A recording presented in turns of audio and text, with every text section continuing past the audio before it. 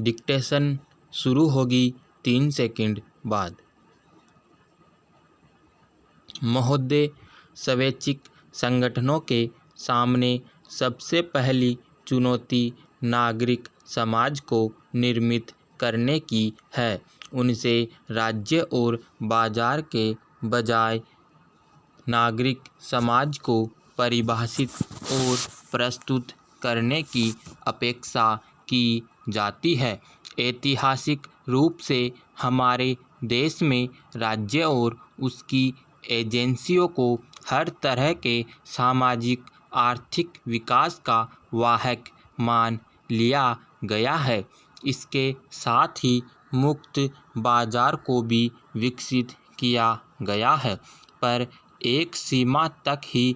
आज मुक्त बाजार की अवधारणा को इस तरह प्रस्तुत किया जा रहा है जैसे वही सारी बीमारियों की रामबाण औषधि है, लेकिन जैसे राज्य के प्रभुत्व वाला विकास का ढांचा समस्या का हल नहीं हो सकता, वैसे यह भी नहीं आवश्यकता है कि तीसरे पक्ष यानी नागरिक समाज को विकसित करने की। नागरिक समाज से यहाँ मेरा आशय लोगों, परिवारों और समुदायों के उस संगठन से है जो एक ओर सरकार से और दूसरी ओर आर्थिक उद्यमों से स्वायत्त है। यह आवश्यक है कि सरकार और साथ ही बाजार में कार्यरत संस्थाएं उस जनता के प्रति जवाबदेह हो जिसका प्रतिनिधित्व नागरिक समाज के सामूहिक संगठन करते हैं। उपभोक्ता संघ, जन संगठन, सामाजिक आंदोलन, ग्रामीण संगठन, युवाओं व महिलाओं के संगठन, पर्यावरण व मानव अधिकारों पर काम करने वाले संगठन सभी स्वैच्छिक विकास संगठनों के साथ एक ही ताने बाने के अंग है। आवश्यकता इस ताने बाने को सुदृढ़ करने की है। टिके रहने की चुनौती से आशय केवल भौतिक रूप से टिकाऊ होने मात्र से ही नहीं है, बल्कि इसका आशय इस बारे से भी है कि आने वाले समय में स्वैच्छिक संगठन अपने स्वयं के संसाधन किस प्रकार निर्मित करेंगे। यह वास्तव में बौद्धिक और संस्थागत टिकाऊपन को सुनिश्चित करने की चुनौती भी है।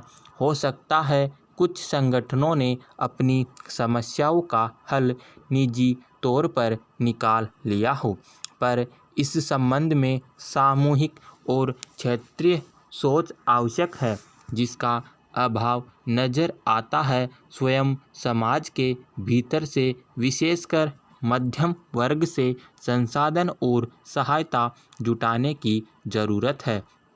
इस दृष्टि से मध्यम वर्ग को समकालीन भारत की वास्तविकता के एक अभिन्न अंग के रूप में मान्यता देनी होगी। इसी तरह संगठनों के रूप, आकार और क्षमता पर भी एक नए सिरे से विचार करने की आवश्यकता है। बदलते हुए राष्ट्रीय और अंतर्राष्ट्रीय संदर्भ में यह आवश्यक है। आज के दशक में जो बातें प्रासंगिक थी वे आगे के दशक में भी प्रासंगिक हो, यह आवश्यक नहीं। पूर्व का दशक स्वैच्छिक क्षेत्र के लिए एक अलग और विशिष्ट पहचान विकसित करने का दशक था।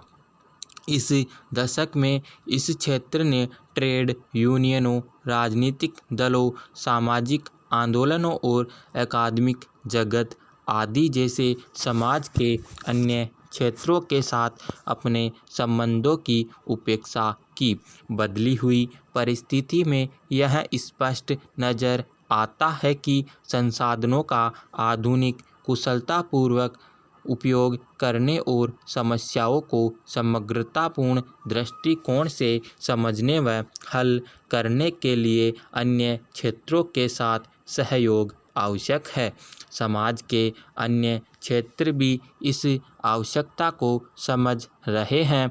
अतः स्वैच्छिक संगठनों के नेताओं के लिए एक दूसरे के साथ मिलकर काम करने के तरीके व साधन ढूंढना आवश्यक है।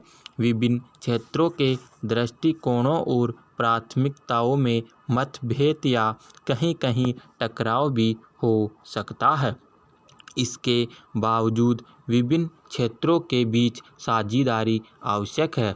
इस समय स्वैच्छिक क्षेत्र पर अधिकाधिक दबाव पड़ रहा है कि वह अधिक व्यावसायिक ढंग से काम करे। कुछ लोग व्यावसायिक होने का अर्थ विभिन्न व्यावसायिक लोगों को संगठन में भर्ती करने मात्र से लगा लेते हैं, जो कि व्यावसायिक होने का गलत अर्थ है। स्वैच्छिक संगठनों के लिए व्यावसायिक होने कोई चुनौती का अर्थ है अधिक सक्षम होना, ताकि वे अपने संसाधनों का फलदायक ढंग से उपयोग कर सके। समाप्त।